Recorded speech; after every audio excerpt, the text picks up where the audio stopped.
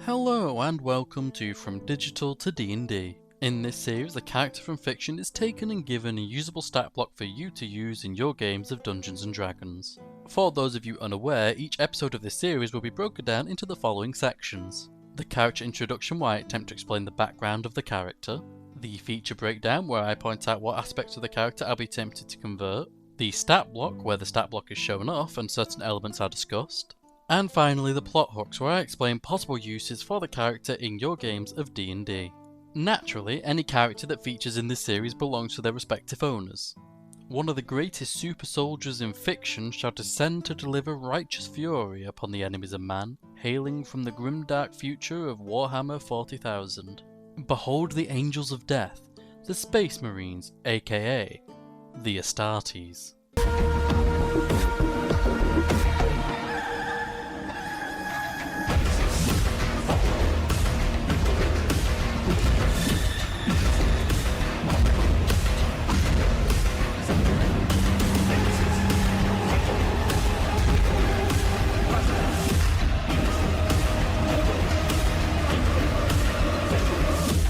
The Space Marines, also known as the Adeptus Astartes, are the foremost defenders of humanity.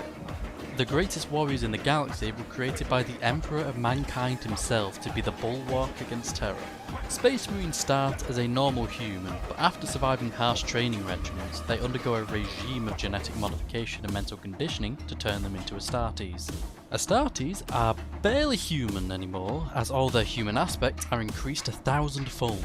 They are untouched by normal plagues, and wounds that would kill a lesser man with ease are but a scratch to a Space Marine. With the enhanced strength, fortitude and intelligence they possess, Space Marines serve as the fist of the Emperor fighting his holy wars. The first Space Marines were created by the Emperor during the first founding in the 30th millennium as the final draft of super soldiers. Genetically hardwired to be loyal to the Emperor, his Angels of Death aided in bringing the scattered fragments of humanity in the galaxy under the banner of the Imperium of Man. Countless legions of Astartes were made during this time, as countless wars raged in the name of the Emperor. This golden age did not last, however. After all the Emperor's sons, the Primarchs, had been found, the favoured son Horus fell to the whispers of the Chaos Gods. Horus, several other Primarchs, and most of the Space Marines they commanded turned against the Imperium of Man. The Horus heresy had begun.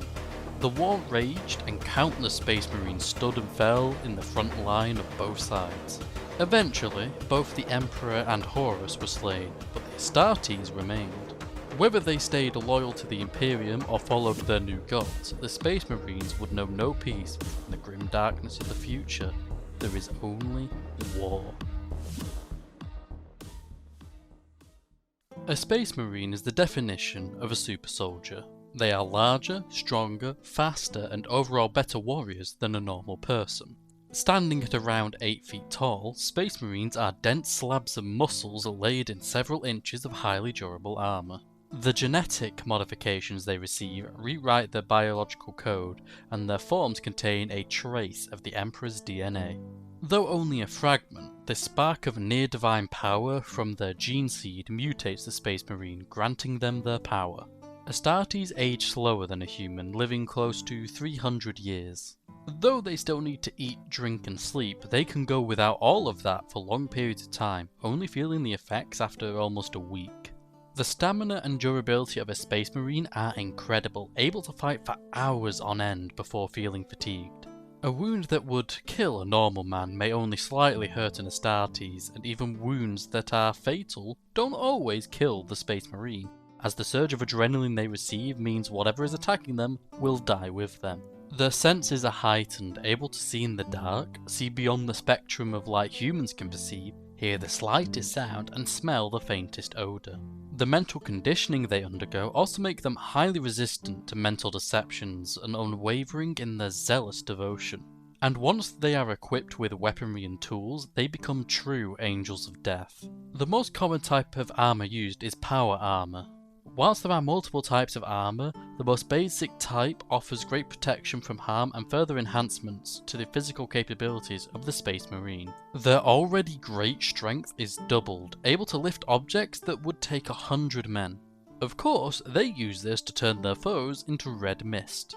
Being comprised of ceramite, penetrating power armour requires powerful weaponry, and most conventional firearms wouldn't even dent it. The armour seals the Astartes off from the outside environment, allowing them to fight in almost every environment as any external threats are kept at bay. As for weaponry, it is as vast as the types of Astartes. For simplicity's sake, I'll cover the most common weapons, starting with the most basic. Getting punched by a Space Marine in power armour hurts. Enough said. The combat knife of a Space Marine is a knife by their standards, but the blade is huge. The application is simple, as the Astartes use it like any other soldier. One of the more popular choices of melee weapon is the chainsword. The weapon appears as a sword, but its blade is actually a chainsaw, perfect for tearing into flesh. If punching isn't enough, a Space Marine can equip a power fist to make their blows even more impactful. Keeping the theme of power, the power sword is a gigantic blade that can be coated in energy to help it slice through anything like butter. The last melee weapon I'll mention is the Thunder Hammer, which can emit powerful bursts of thunderous energy on impact to make blows devastating. But of course, there are ranged options as well. The bolt gun, or bolter, is if a machine gun and a grenade launcher had a baby. The self-propelled bullets fired are the size of Coke cans and explode on impact, turning a normal human into mist. If piercing a target doesn't work, the plasma pistol comes in to offer an energy alternative. The superheated plasma burns targets, and as the weapon gets hotter, the plasma bursts increase in power, though care should be taken to avoid overheating it or it may explode. Fire is still effective in the far future, and setting your enemies ablaze with a flamer is still valid. There are many more weapons that I could mention, but if I do, the video will be hours long. The last thing to mention is psykers. Some humans are born with the power to tap into the warp, also known as the immaterium. These psykers can use the warp as fuel to invoke magical effects, and a Space Marine can also have this mutation, making them even deadlier. This is far more likely if they are Chaos Space Marines, as their forms are mostly made up of the warp. However, using the powers of the warp can be dangerous. The Emperor truly created the perfect soldier to wage eternal war.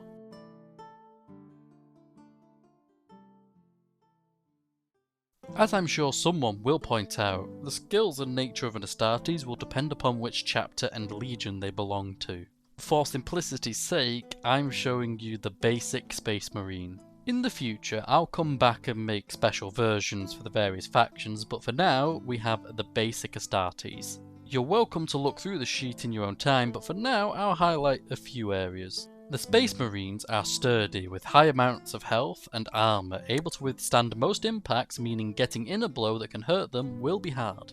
They're imposing, and have the might of a large creature. The damage output is dangerous, as they can make 3 weapon attacks every turn. Getting shot with a bolter 3 times a turn will add up fast, as the bullets detonate inside you. If there are allies around, the Space Marine can emit a rally cry to make their allies fight harder in the name of their god. And killing a Space Marine is difficult. If you knock them to 0, there's a chance they'll get back up with 1 hit point to keep fighting. If they're going down, they'll take you with them. But as this sheet is sort of a blank template, there are of course optional variants to help you customize the Astartes. Starting off, there is an optional trait of spellcasting. If you want the Space Marine to be a Psyker, you can give them this trait. Having this trait increases their challenge rating by 1, but the spells they can wield make them a greater threat. Unlike normal spellcasting, however, drawing on the warp carries a risk. If the Psyker is not able to control their power, there is a chance the spell fails and they take backlash. The other variant is different weapons. Each weapon swaps out with another, but is different enough to keep each Marine fresh. It should be noted that the Flamer is the only one that is not a weapon attack, meaning it can't be used when taking the multi-attack action. The others are fair game, however. A legion of these Marines will be a true challenge to fight.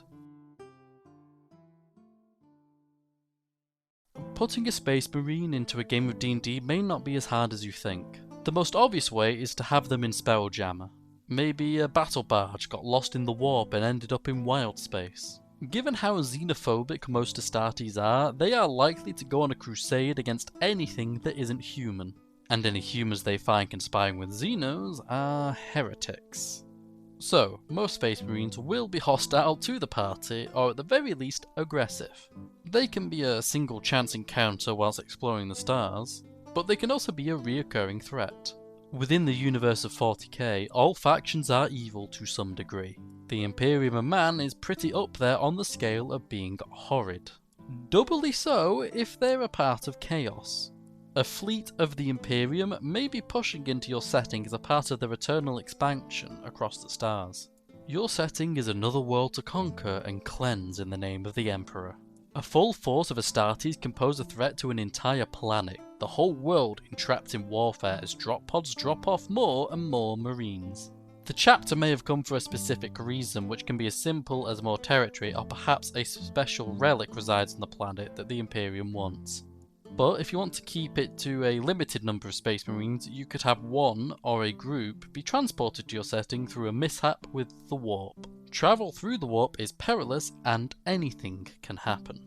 Ending up in your D&D setting is not that crazy. Perhaps this squad desire to return home, but also sees this new world as a potential new realm to plunder. The party may hear of large armoured men rolling through towns in search of resources using weaponry unlike anything seen before. Though they are hardwired to hate anything not human, Astartes can be reasoned with and they may unite against a common enemy.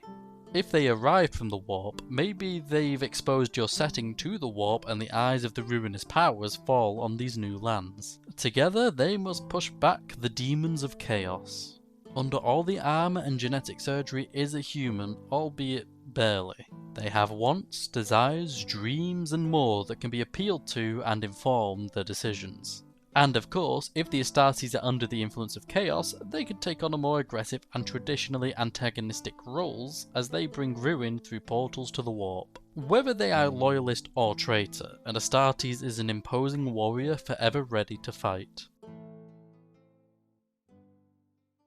But with that, we've reached the end of today's video. Before you head off, I would like to thank you for watching and I hope you managed to get something out of this. The stat block for the Space Marine is available on D&D Beyond for free and the link to it is in the description. I hope you all have a great day and may your dice roll favourably. Goodbye for now.